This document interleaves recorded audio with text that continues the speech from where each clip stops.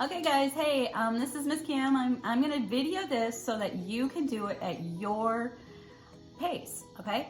It's a great one now. This one is about blood and how to make it. So you can watch it and make it yourself. You can have your own little container of blood to look at and say, I did that, I did that. Okay, so first we're gonna watch PowerPoint and take a look at the directions. So it's called, today's is a drop of blood. Okay, first you want to make sure you have corn syrup, and that's usually in a jar. You can find it by the syrups in the syrup section. If you don't have any, you're gonna need mini marshmallows, but you're really only gonna need one, so I think you can find something else to do with the rest of those mini marshmallows, right?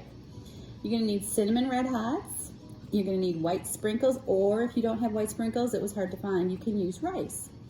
And then you're gonna need a bowl or a jar to put it in, okay?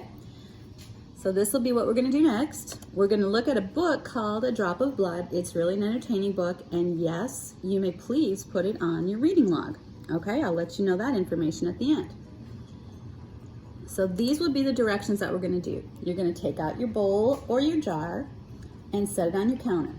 You're gonna make sure you have a towel or paper towel just in case you make a mess. And I'll demonstrate how to do all this.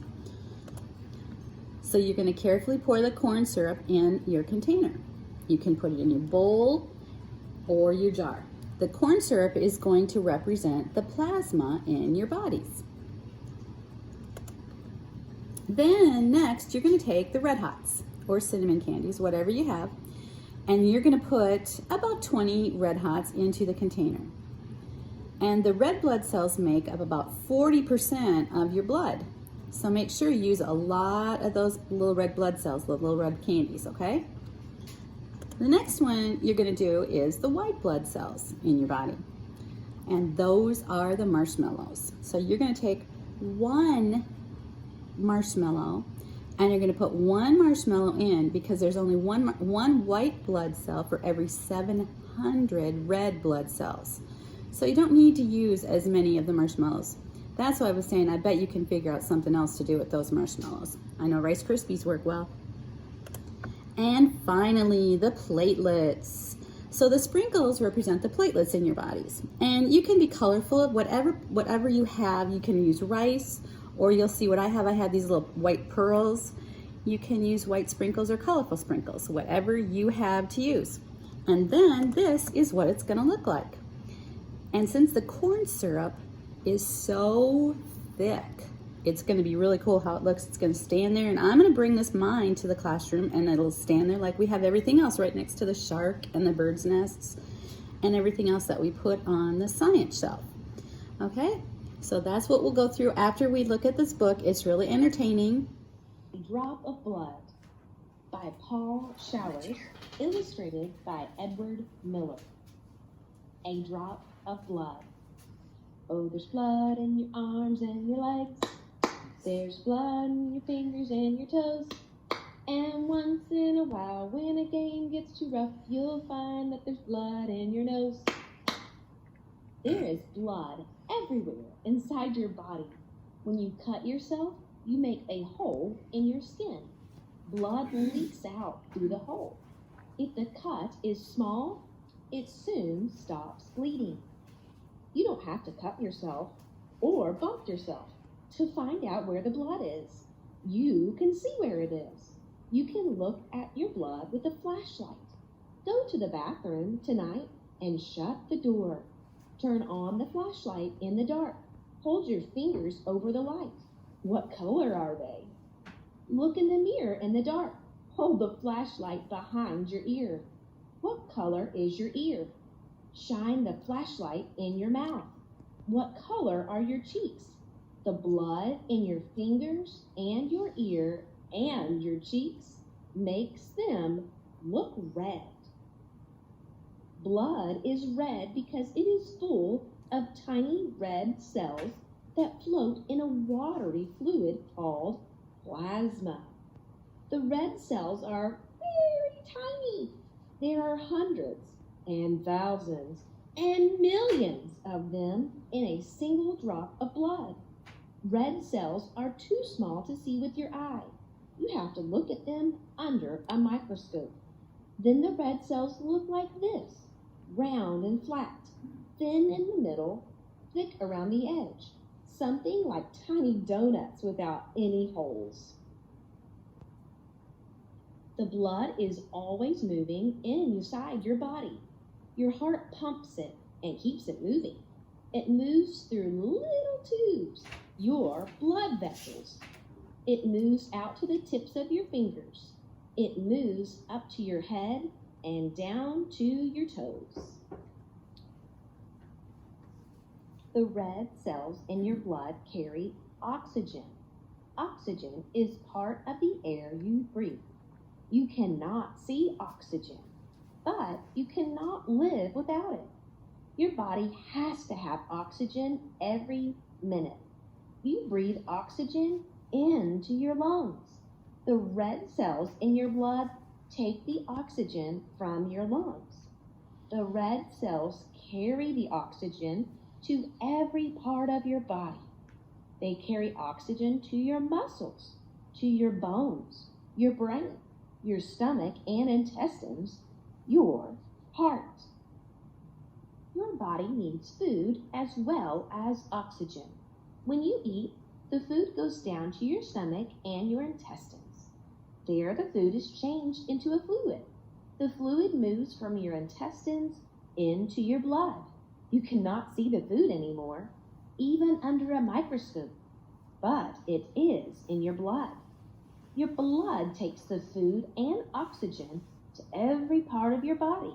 It takes the food to your bones to make them grow, to your muscles to make them strong, to your fingers and your toes, even your brain.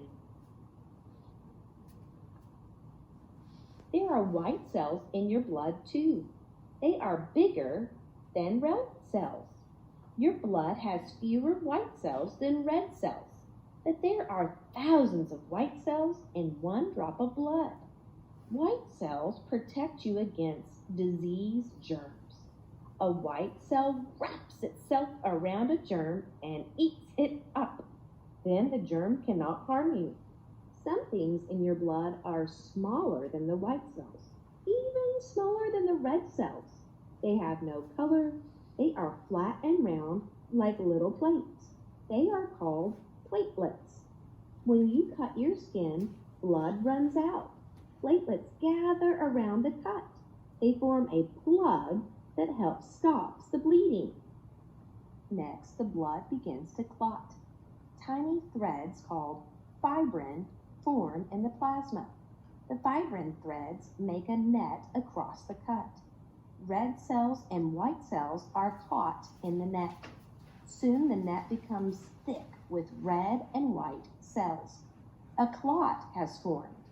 The blood cannot flow through the clot. The bleeding stops. The clot hardens and becomes a scab.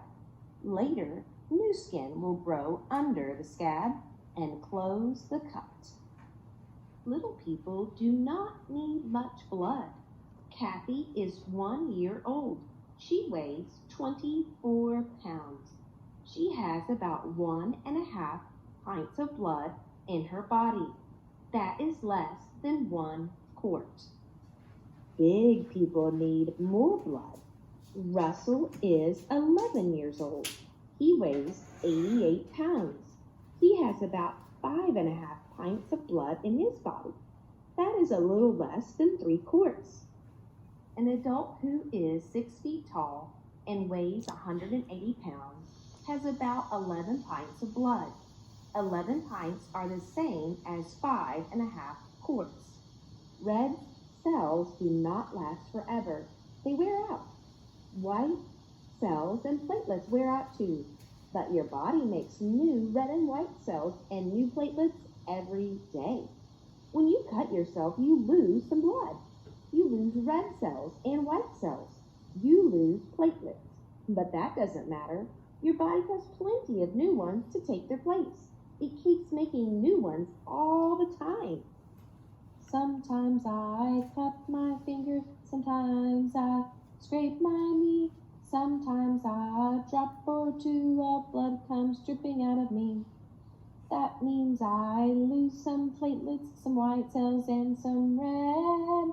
I lose them by the millions in every drop I shed.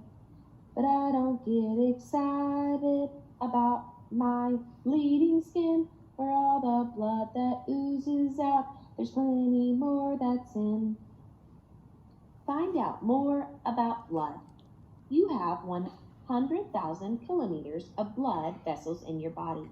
That's long enough to circle the earth 2.5 times. Arteries carry blood that is full of oxygen and nutrients away from your heart so that your body can use them. Capillaries connect the smallest arteries to the smallest veins. Veins carry blood back to the heart so that the blood can be refueled. Your heart is a muscle, just like the muscles in your arms and legs. Your heart pumps more than 2,000 gallons of blood through the body each day. The heart contracts 100,000 times each day. Every year, 40,000 children are born with heart defects. Luckily, most defects can be treated with surgery or medicine. Over 2,000 heart transplants are performed each year.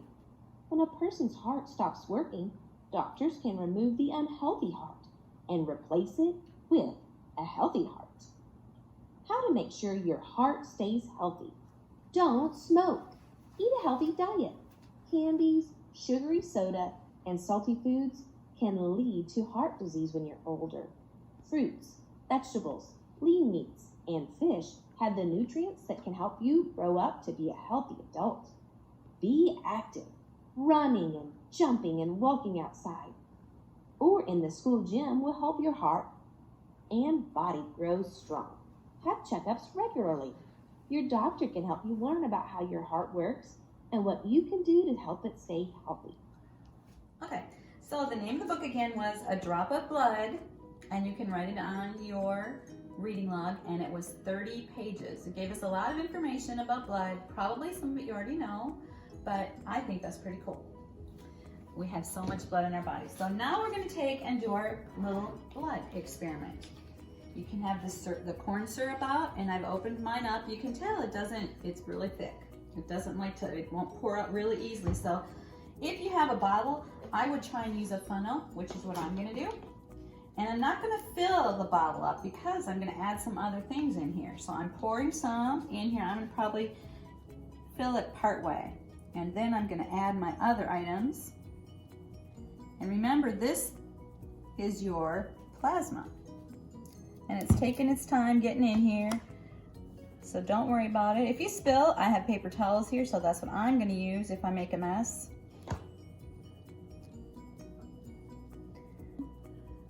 My mom always said if I'm going to play in the kitchen, I have to clean it up after I'm done.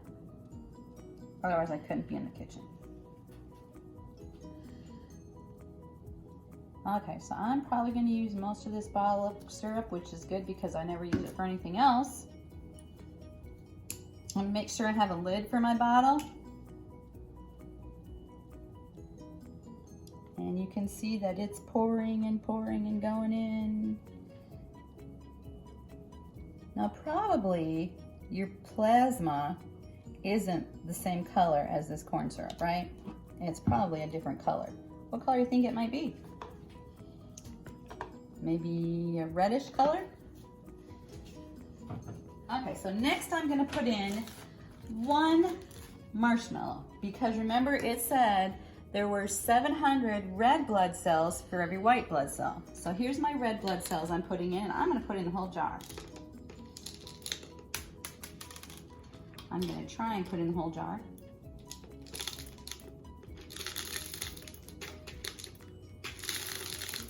And then I'm gonna shake them up a little bit when I'm all done. Putting all my red hots in there. And I'm gonna put my white blood cells in there. And then I'm gonna put my platelets in. Remember, I said you could use rice or sprinkles or whatever. And then you're gonna put your lid on or stir it up in your bowl and see what it looks like. And that is sort of what your blood looks like in your body.